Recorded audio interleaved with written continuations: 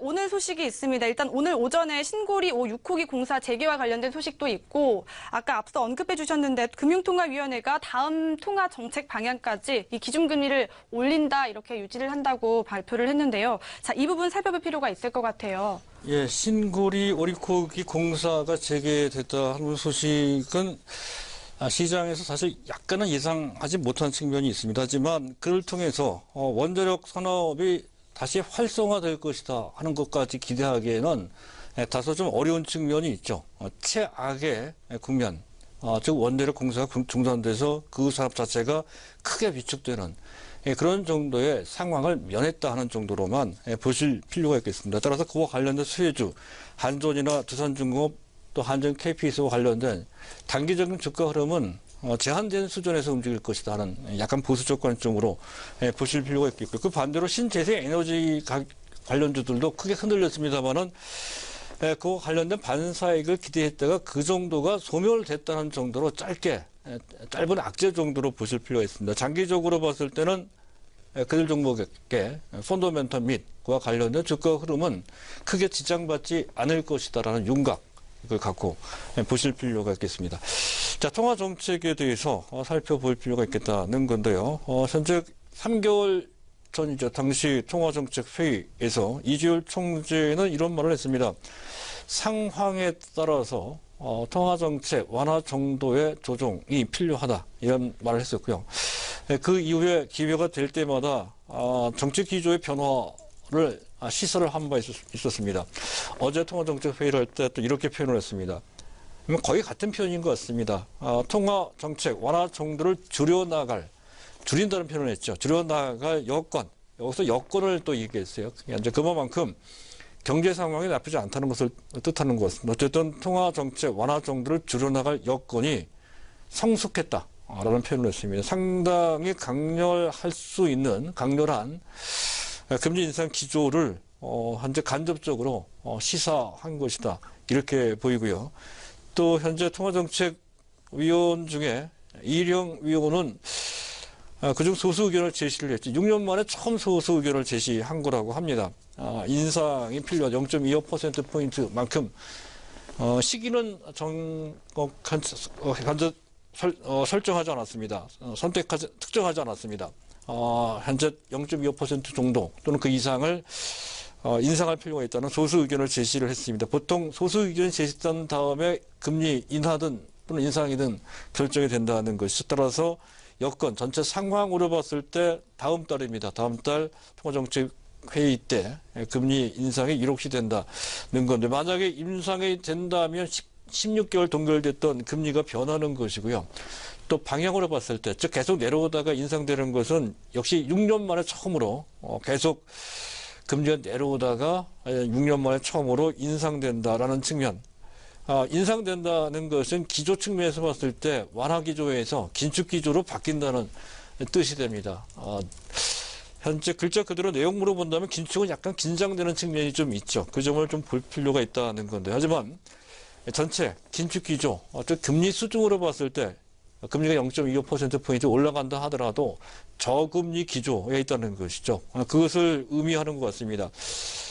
성장세나 또는 물가 등을 점검해 보면서 판단을 해야 되겠지만 전반적인 시장의 통화정책 기조는 완화적 기조를 그대로 유지한다라고 공식적으로 다시 표명을 했고요. 또 앞에서 말씀드렸던 것처럼 여건이 성숙했다고 언급을 했죠. 그만큼 현재 경제 기조가 좋다, 경제 상황이 좋다는 것을 뜻한다 할 수 있겠습니다. 이에 따라서 이와 관련해서 금년 GDP 성장률을 2.8%에서 3%대로 현재 상향 조정을 했습니다. 금년 들어서 3번씩이나 현재 지금 성장률을 상향 조정한 것 상당히 이례적입니다. 더군다나 같은 현재 우리 국가 정책 기관 중에서 특히 한국은행은 상당히 경제 상황과 경제 시각과 관련돼서는 보수적 입장을 취해왔던 것이 그 전에 그런 보편적인 행태였습니다. 이번에는 그 어떠한 기관보다도 거의 정부 수준이거나 얼마 전 IMF에서 3.0% 성장률을 제시를 했죠. 지금 유력 기관 또는 국가 단체 등등 해외 댄스도 마찬가지입니다. 그중에서 가장 높은 성장률을 제시했다는 것에 의미를 둘 수 있다는 것이고 또 그만큼 현재 이례적이다 이렇게 볼 수가 있겠습니다. 또 가만히 보면 그 내용을 이렇게 내용을 좀 하나씩 볼 필요도 있어요. 일단 내수와 관련돼서도 언급을 했죠. 지난 8월달에 산업 활동 동향을 보니까 내수가 좀 부진하더라는 것을 시인을 했고요. 다만 전체 상황은 특히 하반기에 들수록 완만하게 확대되고 있다라고 언급을 했습니다. 이와 관련돼서 시장 판도 측면에서도 전체 시장의 온기가 주변 그동안 많이 떨어졌던 종목들 또는 그 산업들에게까지 온기가 전달되는 듯한 분위기가 최근 우리 시장에서 나타나고 있습니다. 관련해서 보면 그동안 처져 있었던 내수주들도 현재 그러한 상황을 맞이해서 기회를 가질 가능성이 있다 하는 점을 참조를 좀 해주실 필요가 있을 것 같고요. 또 한 가지 특이할 만한 것은 지난 8월 달에 현재 전체 기업들의 투자 활동이 좀 저조했습니다. 소강 상태를 보였다는 건데요. 그것이 아마도 그와 관련된 종목들 코스닥의 IT 종목들입니다. IT, 부품, 장비, 또 소재 관련주들이죠.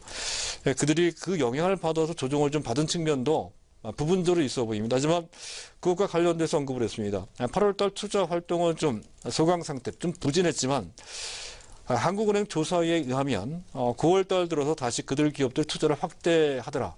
이렇게 이제 언급을 했습니다. 그래서 그들 종목들의 투자, 즉 현재 기업의 투자, 삼성전자나 또는 SK하이닉스 등의 투자가 확대가 된다면 그와 관련된 현재 부품 장비 업체들이 다시 현재 4분기 때부터 실적이 상당히 좋아질 소지, 호전될 소지가 높다는 관점으로 해당 종목들의 주가 향방을 연말 장세와 엮어서 같이 관련해서 보실 필요가 있다 하는 그런 관점이고요. 사드와 관련돼서 언급을 했죠. 의외로 생각 이상으로 사드 피해가 컸습니다. GDP 성장률 0.4%포인트만큼 줄이는 그런 정도로 피해가 컸다는 것인데 아마 내년에는 그 부분이 크게 만회될 소지가 있다는 점에서 사드 관련 낙폭과되어 있는 종목 섹터도 해당 우리가 관심을 둘 필요가 있는 그런 섹터로 좀 보실 필요가 있겠고요. 추경 효과는 생각보다 그렇게 높지는 않았습니다. 플러스 0.1 내지 0.2%포인트만큼 증가된 그런 효과를 냈다는 것이고요.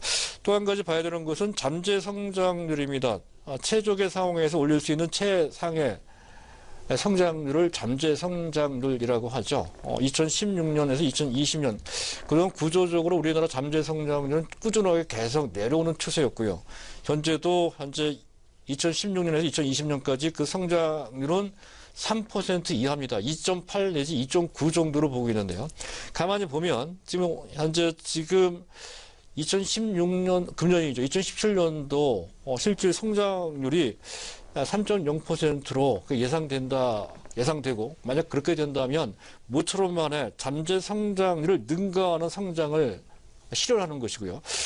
그것은 이런 배경이 작용되는 것 같습니다. 사드 등 기타 등등이 있었습니다만 내수는 또 부진하고 말이죠. 수출이 그만큼 좋았다는 것을 알 수가 있습니다. 그래서 내수 부진은 수출이 극복을 했고 또 현재 상황으로 봤을 때 내수 부분도 회복될 기미가 있다는 것이 수출도 여전히 좋은 조건 내에 있고 내수도 다시 회복할 수 있는 어떤 단계까지 온 상태라고 한다면 4분기 건너 4분기 이후 내년 경제 상황도 나쁘지 않을 것으로 그렇게 기대가 된다는 거고요. 또 한 가지 살펴볼 대목은 CPI, 소비자 물가지수 있습니다. 금년 소비자 물가지수의 전망, 계란값도 폭등을 하고 그랬습니다만은 2.0%, 2% 정도. 통제 목표를 세웠던 그 정도 수준이죠. 그 정도로 예측을 했고요. 2018년도 경기가 활성화되고 있는 상황인데도 불구하고 2018년도 물가 지수 전망을 1.8% 금년보다 낮게 책정을 했습니다. 이런 정도라면 물가의 상승 압박이 높지 않은 상태라고 한다면 기조상으로는 현재 긴축적으로 방향 전환을 했지만 그 강도, 긴축의 강도는 그렇게 높지 않다는 것을 충분히 유추해서 볼 수 있다는 거. 우리 시장 참여자 입장에서 한번 참조를 좀 해보실 필요가 있겠고요. 그와 관련돼서 우리 증시에 미치는 영향을 봐야 된다는 건데 일단 금리가 올라간다. 기본적인 방향 설정 측면에서 본다면 워낙 강세가 유발된다는 것이죠. 물론 아주 강하게 올라가지는 않을 것입니다. 워낙 강세. 또 현재 각종 시중 금리 채권금리뿐만 아니라 예금, 대출, 특히 예금금리보다 대출금리가 많이 올라가면서 예대마진이 확대가 된다는 것이죠. 어쨌든 그와 관련된 수혜 대상을 본다면 은행주가 되고요. 또 보험주도 채권 운용과 관련, 특히 만기 투자 관점에서는 상당히 운용 수익률이 올라가는 측면이 있습니다. 그리고 항공주 같은 경우 확률이 만약 원화가 강세를 보인다면 외화부채에 대한 부담이 줄어들 것이고요. 또 식품 같은 경우는 식품 원재료 수입 단가가 좀 떨어지는 측면이 있죠. 물론 그것이 큰 효과로 그들의 강한 상승 모멘텀으로 작용될지는 불확실합니다만 전체 개념상으로 봤을 때 그러한 관점으로 보실 필요가 있다는 것이고요. 또 그와 관련돼서 약간 피해를 볼 수 있는 섹터도 있습니다. 가장 대표적인 것이 주택 경기가 위축될 가능성이 상당히 크죠. 해서 건설 및 건설 부자재, 건자재 쪽에 현재 수익성에 조금 부정적인 영향을 미칠 가능성이 있다는 점, 건설주와 건자재를 보시는 분들은 참고로 하실 필요가 있겠고요. 또 현재 전체적으로 내수주, 금리가 올라가면 가처분 소득이 약간 줄 수가 있죠. 그래서 내수주에 약간 부정적인 영향을 소비 위축 관점에서 나올 수 있다는 것이고요. 수출과 관련돼서도 아무래도 원고 상황이 진행이 된다면 수출 경쟁력이 약간 저하될 수가 있죠. 물론 그것이 전부 다는 아닙니다. 약간 그런 영향을 받을 수 있다 하는 정도의 윤곽을 잡고 보실 필요가 있겠습니다.